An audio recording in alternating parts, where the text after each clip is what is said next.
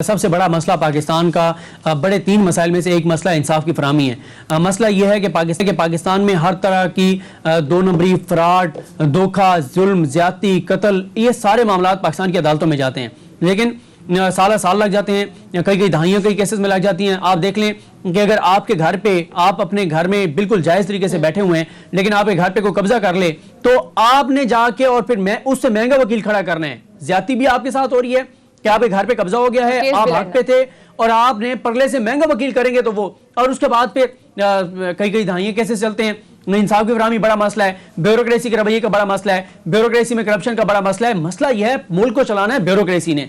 यहाँ पे आपकी ब्यूरोक्रेसी के हालात आपके सामने है, करप्शन है, नाअहली है, फिर रिएक्शन है। इमरान खान साहब ने आगे कहा कि हम बिल्कुल नहीं छोड़ेंगे 2 नंबर और करप्ट जो ब्यूरोक्रेट्स हैं उनको, ब्यूरोक्रेसी इकट्ठी होगी, उन्होंने कहा फिर आप चला के दिखाएं मुल्क। मसाइल बहुत ज्यादा हैं, अदलिया का मसला है, ब्यूरोक्रेसी का मसला है, जहां तक मुआशी मसाइल हैं वहां पे हमें एक कौम नहीं बनने दिया जाता, बनाया नहीं जाता। देखें आप, अगर पाकिस्तान के जो मुआशी हालात हैं उसकी एक वजह इंटरनेशनल जो प्राइसेस हैं वो हैं, या अमेरिका के साथ जो हमारा मसला चल रहा है उस वजह से IMF FATF चल रहे हैं। देखिए सिर्फ FATF की ग्रे लिस्ट में होने की वजह से आपको बहुत बड़ा मसला है।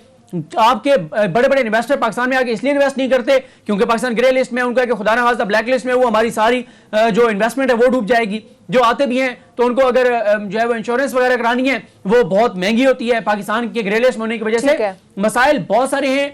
अल्लाह करे कि ये जो आप पॉलिसी बनी है इसके ऊपर, इसको एग्जीक्यूट करने के हवाले से, इसको इंप्लीमेंट करने के हवाले से कोई टाइमलाइन रखी जाए, चेक किया जाए।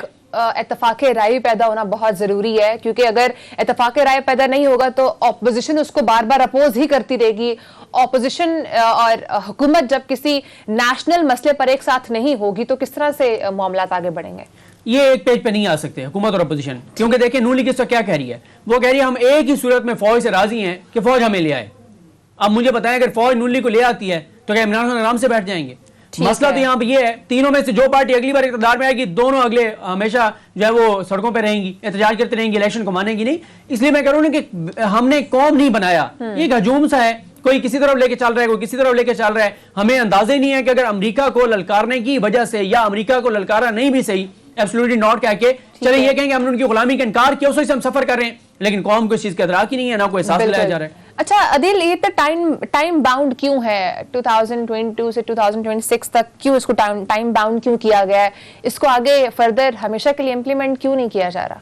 देखिए, टाइम बाउंड ना करते तो वक्त के तकाजों के साथ अपनी पॉलिसी में जब आपको तब्दीलियां लानी होती हैं तो फिर जी ये कहा जाता है देखें जी वो पुरानी पॉलिसी जो है उसको तब्दील कर दिया गया, उससे यू टर्न ले लिया। तो पॉलिसी का टाइम फ्रेम ही होना चाहिए।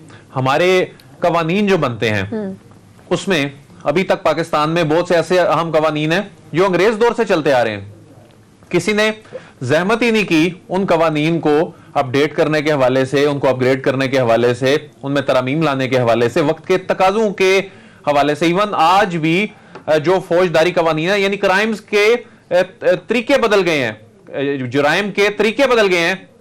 अब जाके इस दहाई में जाके वो तब्दीलियां हो रही हैं कि इलेक्ट्रॉनिक डिवाइसेस और इस तरह की जो जदीद चीजें जो मगरबी दुनिया में बहुत पहले आ चुकी थी। तो इसीलिए ये पॉलिसी का भी एक टाइम फ्रेम जो दिया जाना खुशाइंद है, ताकि क्लैरिटी के साथ इस टाइम पीरियड के अंदर अपने अहदाफ जो हैं वो पूरे किए जा सकें।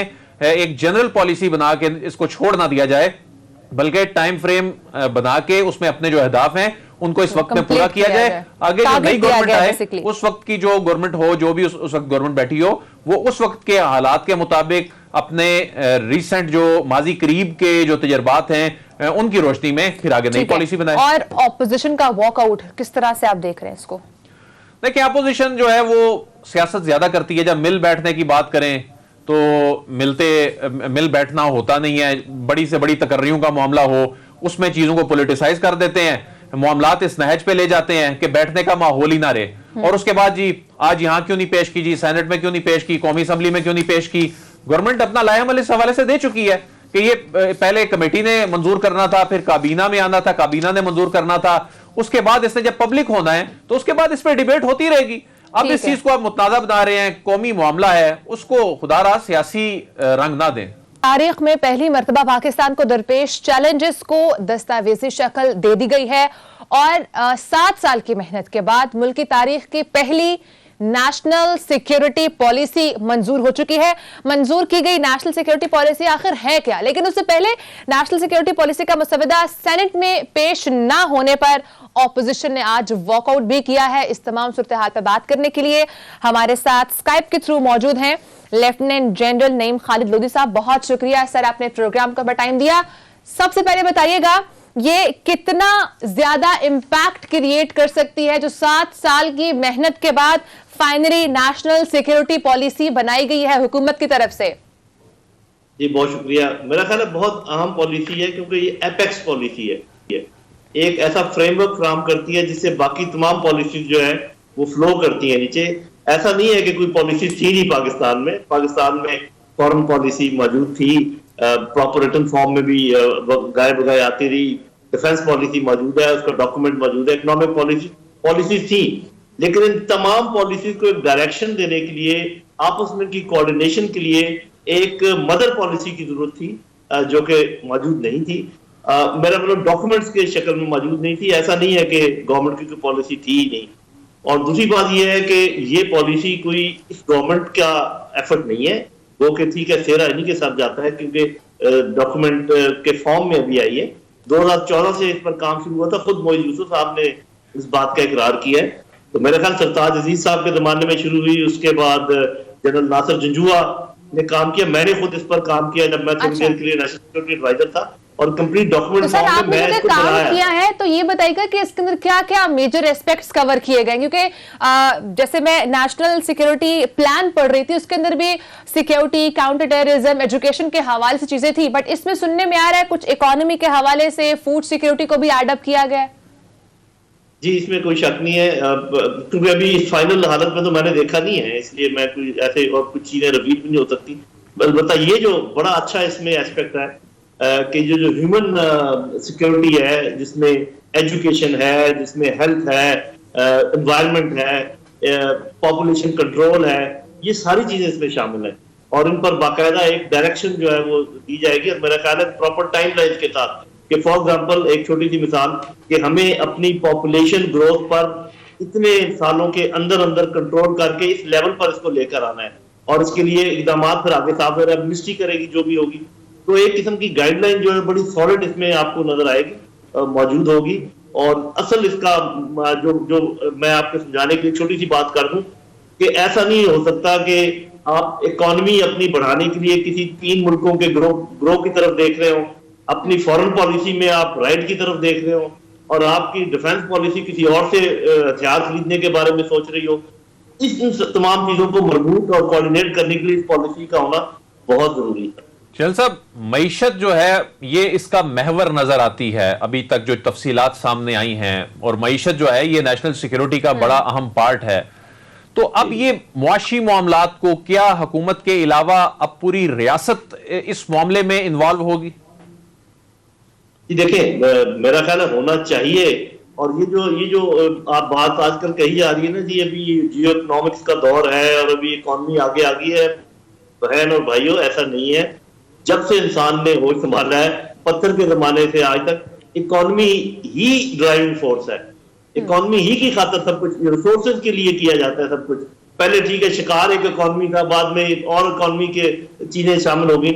तो ये एक मिसनॉमर है, ये गलत है कि जी अब हम इकोनॉमी के ऊपर तवज्जो देंगे। इकोनॉमी के ऊपर तवज्जो दिए बगैर आप कुछ कर नहीं सकते।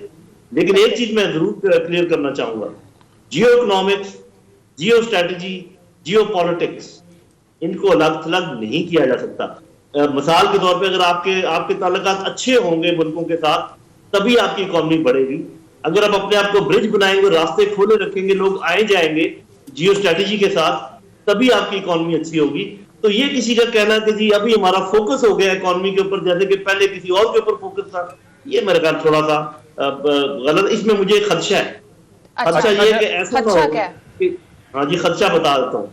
खदशा ये है कि जी छोड़ो कश्मीर को, इसने तो बर्बाद कर दिया हमें, आप तजारत करो हिंदुस्तान के साथ और आगे बढ़ो। मैं मिसाल दे रहा हूँ। अच्छा, ये हो सकता है, पॉसिबिलिटी बता रहे हैं जी। जो बार बार जोर दिया जा रहा है, इसमें हो सकता है कि इस किस्म की बात हो, और इसमें हमारे काफी सारे लोग खुश हो जाएंगे। अच्छा, ठीक है। अच्छा सर, आपने बात की कि पॉलिसीज हमारे पास थी, लाइक फॉर एग्जांपल इकोनॉमी की या फॉरेन पॉलिसी या डिफरेंट पॉलिसीज हमारे पास एग्जिस्ट करी थी। अच्छी बात हुई है कि इस नेशनल सिक्योरिटी पॉलिसी के तहत तमाम चीजें अंडर वन एम्ब्रेला आ गई हैं, लेकिन सवाल यहाँ पे ये है, जैसे आपने पहले भी कहा, पॉलिसीज तो मौजूद थी लेकिन इम्प्लीमेंटेशन नहीं होती थी, तो क्या इस बार ये गारंटी है कि इम्प्लीमेंटेशन हो सकेगी? नहीं, मेरा ख्याल है कि जो पॉलिसीज बनती थी उन पे किसी न किसी हद तक इम्प्लीमेंटेशन होती। फॉर एग्जांपल मैं तो डिफेंस पॉलिसी के मतलब आपको बता, नेशनल एक्शन प्लान की बात करें, 20 में से 11 पॉइंट्स कंप्लीट हुए, बाकी तो हुए नहीं। जो आप सही कह रही हैं, देखिए जहां जहां भी कोई इदारा एफिशिएंट होगा उसको जो पॉलिसी थमाई जाएगी वो तो उसके ऊपर अमल करेगा, लेकिन जहां जहां इंटरफेरेंस होगी, पॉलिटिकल इंटरफेरेंस होगी और पॉलिसीज की इम्प्लीमेंटेशन के दौरान उस इदारे को कहा जाएगा नहीं आप तुम ऐसे कर लो, आप ऐसे कर लो, इसकी पोस्टिंग उधर कर दो, इसकी प्रमोशन कर दो, तो फिर तो कोई भी इम्प्लीमेंटेशन मुमकिन नहीं है। मैं तो बड़ी बुनियादी बात कहा करता हूं, अगर आप लाल बत्ती को क्रॉस करने पे लोगों को में कामयाब हो जाएं तो मैं समझूंगा कि आपकी इम्प्लीमेंटेशन प्रोग्रेस है। जब आप एक बुनियादी चीज ही इम्प्लीमेंट नहीं कर सकते तो बड़ी चीजें इम्प्लीमेंटेशन की तो फिर बात की बात है। अच्छा जनरल साहब, ये बताइए कि एहसान इकबाल साहब ये कह रहे हैं जी ये तो पॉलिसी हम पहले इसको डॉक्यूमेंट कर चुके थे, दस्तावेजी शक्ल में लाए जा चुके थे, वो शायद इसको कंफ्यूज तो नहीं कर रहे नेशनल एक्शन प्लान के साथ या किसी और पॉलिसी के साथ? क्योंकि ये पॉलिसी तो 7 साल की मेहनत से, जिसमें आप जैसी शख्सियात का बड़ा किरदार है, उन्होंने अपना रोल प्ले किया है, अब जाके डॉक्यूमेंट हुई है। जी मेरा ख्याल है कि वो मुझे नहीं पता कौन कौन इसको कंफ्यूज कर रहा होगा। पहली बात, इसका जो नाम है ना नेशनल सिक्योरिटी पॉलिसी, ये थोड़ा से पैदा करता है भाम इसमें कि शायद इसका ताल्लुक डिफेंस से है या कोई सिक्योरिटी रिलेटेड चीजों से है। और हमारा जो सिक्योरिटी का कॉन्सेप्ट है आपको पता है कि कुछ लोगों का जो वो मुनासिब नहीं है। जो नेशनल इंटरनल सिक्योरिटी पॉलिसी है NISP, वो वाकई पहले बन चुकी है। नेशनल एक्शन प्लान जिसका इंटरनल सिक्योरिटी से ताल्लुक है वो भी पहले बन चुका है। लेकिन ये जो मैं बात कर रहा हूँ ये तो एक बहुत हायर लेवल का फ्रेमवर्क है जिसमें बहुत सारी चीजें और शामिल है। तो ये अगर कोई दावा करे कि जी ये हम भी बना, इसमें मैं तो पहले कह चुका हूं कि इसके अंदर जो इनपुट है वो पीपल्स पार्टी की भी है, वो नून लीग की भी है, वो एस्टेब्लिशमेंट की भी है और फाइनल शक्ल अभी इस दौर में आई है। तो उन सब की इसमें इनपुट है, लेकिन ये नहीं कहा जा सकता कि इस किस्म की पॉलिसी पहले भी मौजूद थी, जुबानी मौजूद थी। जनरल साहब, आप क्या समझते हैं कि इस वक्त सबसे बड़ा मुल्क को दरपेश खतरा कौन सा है? जिस तरह मईशत की बात आजकल सबसे ज्यादा की जाती है, लेकिन आप क्या समझते हैं, क्योंकि इसमें पॉपुलेशन कंट्रोल भी है, इसमें फूड सिक्योरिटी भी है, आपका क्या एनालिसिस है इस हवाले से? सबसे बड़ा थ्रेट क्या है? मेरा अगर मुझसे पूछें तो एक खतरा जो कि 2 हिस्सों में है, वो है, एक है इंटेग्रिटी, इंटरनल कंसोलिडेशन, कि जो हमारे टूट फूट अंदरूनी है, और इसकी वजह जो है perception management by the enemy, कि दुश्मन हमें बावर करवा रहा है कि तुम तो तोड़ फोड़ टूटे फूटे लोग हो, किसी काम के नहीं हो, तुम्हारे घुटने लगे हुए हैं, तुम कुछ नहीं कर सकते, हाथ बांध लो, बस जो कहते हैं वो मानते जाओ। ये सबसे बड़ा खतरा है, तमाम खतरात की मां है ये खतरा, परसेप्शन मैनेजमेंट, इंटरनल डिसइंटीग्रेशन की तरफ जो हमारे रोजाना। जनरल साहब, आज सेनेट में भी इस पे काफी एहतजाज किया है जी, पॉलिसी पेश नहीं की। इस तरह के मामलात पे एहतजाज करने की बजाय मिल बैठने की जरूरत नहीं है, क्योंकि गवर्नमेंट पहले अनाउंस तो कर चुकी है, जाहिर है इससे पहले मुतलका कमेटी से मंजूर होने के बाद, कल काबीना ने मंजूर किया, उसके बाद ये पब्लिक हो जानी है। तो इस तरह के मामलों को पॉलिटिसाइज करने पर आप क्या कहेंगे? सर, इसी में अगर मैं भी ऐड कर दूं, मेरा थोड़ा डिफरेंट पर्सपेक्टिव है कि अगर ऑपोजिशन से भी इस पे राय ले ली जाए तो क्या ही बुरा है। जी, पहली बात तो जैसे मैंने कहा कि ऑपोजिशन की इसमें इनपुट ऑलरेडी मौजूद है। जैसे मैंने आपको बताया ये 2014 से चल रही है और ये तमाम जो लोग अभी ऑपोजिशन में हैं इनकी इनपुट बिल्कुल मौजूद है हर सूरत में।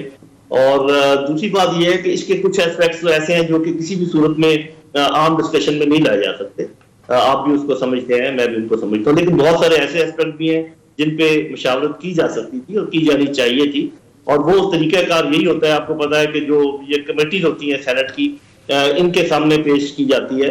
और नेशनल सिक्योरिटी कमेटी भी एक इसी किस्म का इदारा है, वो कि इसके अंदर शायद ऑपोजिशन के उसकी रिप्रेजेंटेशन नहीं है, तो इसमें कोई हर्ज ना होता अगर इसके वो हिस्से जो कि जिन पे बातचीत हो सकती है वो बातचीत कर ली जाती, जैसे एजुकेशन है, जैसे हेल्थ है, जैसे पॉपुलेशन कंट्रोल है, एनवायरनमेंट है और बहुत सारी चीजें हैं।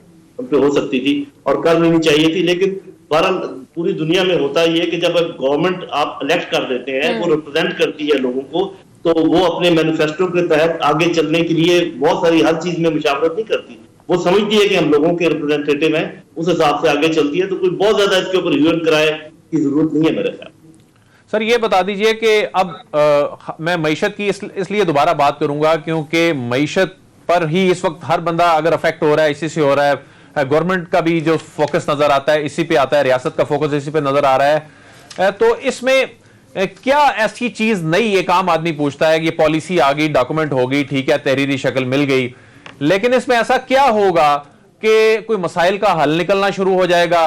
ठीक है, कोऑर्डिनेशन बहुत बेहतर हो जाएगी, लेकिन इससे पहले जब इकोनॉमी जब से गवर्नमेंट आई है, चल रही है, तो एक तासुर यह भी है कि इसे रियासत की सपोर्ट है बाहर से। जब इंटरनेशनल लेवल पर, जब मुआशी लेवल पर कोई हमें मदद मिलती है, तो उसमें जो इदारों का किरदार भी होता है, उसमें उनका अपना एक रोल भी होता है, वो असिस्ट करते हैं गवर्नमेंट को। तो अब क्या ऐसा नया हो जाएगा? जी, मैं अंदाजा लगा सकता हूँ साहब, जरा अब होगा कैसे वो तो, क्योंकि पूरा डॉक्यूमेंट अभी मैंने पढ़ा भी नहीं है और सामने आया भी नहीं है। मैं मिसाल देता हूँ, मिसाल के तौर पे आपकी इकोनॉमी का ज्यादा इन्हिसार वेस्ट पर हो अगर, और आपकी फॉरेन पॉलिसी कह रही हो कि आप ईस्ट की तरफ अपनी तवज्जो दें, तो हो सकता है कि फिर ये फैसला हो गया हो इस पॉलिसी में कि अभी हमें क्या करना है। क्या किसी एक ब्लॉक को फॉलो कर सकते हैं? क्योंकि अब ये तमाम चीजें अंडर वन एम्ब्रेला आ गई हैं, तो फिर तो हमें शायद किसी एक ब्लॉक को ही फॉलो करना पड़ेगा। आगे जरूरी नहीं है, हो सकता है इसमें ये लिखा हुआ हो कि आप एक ब्लॉक को फॉलो ना करें, बल्कि जहां से भी आपको इकोनॉमिक फायदा नजर आता है आप उस इकोनॉमिक फायदा हासिल करें और अपनी फॉरेन पॉलिसी और डिफेंस पॉलिसी को इस तरीके से मॉडिफाई करें कि आप मैक्सिमम लिवरेज हासिल करें इकोनॉमिक एडवांटेज के लिए। तो ये हो सकता है कि इस किस्म की कोई बात उसमें हो जिसका मुझे अंदाजा तो नहीं है, लेकिन मैं आपको एक मिसाल के तौर पे दे रहा हूँ कि किस तरीके से ये इसकी कोऑर्डिनेशन अगर हो जाए तो कितना फायदा हो सकता है। सर, जब आप इसकी जब ये डॉक्यूमेंट की फॉर्म इख्तियार कर रहा था, बिकॉज आपने कहा है कि आप इसमें रोल प्ले कर चुके हैं, कुछ इनपुट दे चुके हैं, तो आपने किन किन एस्पेक्ट को उस वक्त देखा था? जी साफ है कि जहां तक तो डिफेंस के मामला थे और फॉरेन पॉलिसी के मामला थे वो तो किसी हद तक पहले ठीक ही चल रहे थे। मैंने भी सबसे ज्यादा जोर इस बात पे दिया था कि जब तक आप अपने अवाम की वेलफेयर और सिक्योरिटी के बारे में नहीं सोचेंगे, और मैंने वेलफेयर और सिक्योरिटी का, और बाकी लोग भी यही कहते हैं कि जब तक आप उनको सही एजुकेट नहीं करेंगे, ट्रेन नहीं करेंगे, उनकी हेल्थ का ख्याल नहीं रखेंगे, उनकी इज्जत नफ्स का ख्याल नहीं रखेंगे, उनको वक्त के ऊपर इंसाफ नहीं मिलेगा, आपका मुल्क तरक्की नहीं कर सकता। तो ये एम्फेसिस था और मेरे ख्याल यही एम्फेसिस आपको मिलेगा इसके अंदर।